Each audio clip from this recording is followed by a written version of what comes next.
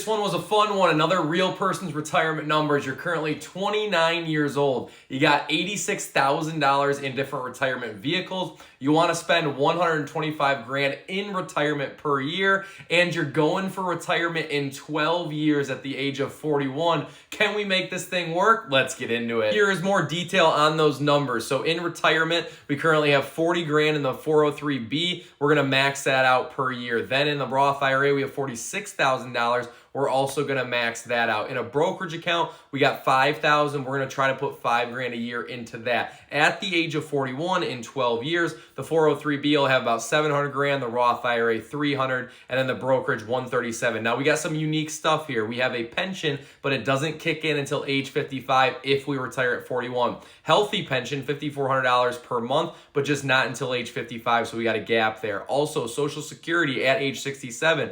We're going to have a lot of zero working years there. So that's going to be $2,200 per month. Might seem like a small benefit, but we have a lot of 0 years in there. Let's put this into the Bolden software and see what it spits out. Using a 70-30 portfolio of index funds in retirement, this is a no-go, unfortunately. Under a 15% chance, an income score of only 55, and an estimated estate value at age 87 of negative 7.1 million. I don't think you can borrow that much. So we got to tweak some things, but don't worry, it's not that bad based on this person's situation. So let's look at that. So the item to tweak here is we are going to retire instead of 41 at age 46. Now I know it's 5 years later, but just stick with me here. We're also going to spend about 25 grand less per year, from 125 to 100,000. Now that increases our retirement accounts. You can see all of those at age 46, including the Roth IRA and the brokerage account. Then the pension, here's the kicker. If this person works until 46, they actually get that pension right away. So that $5,400 a month, it's the same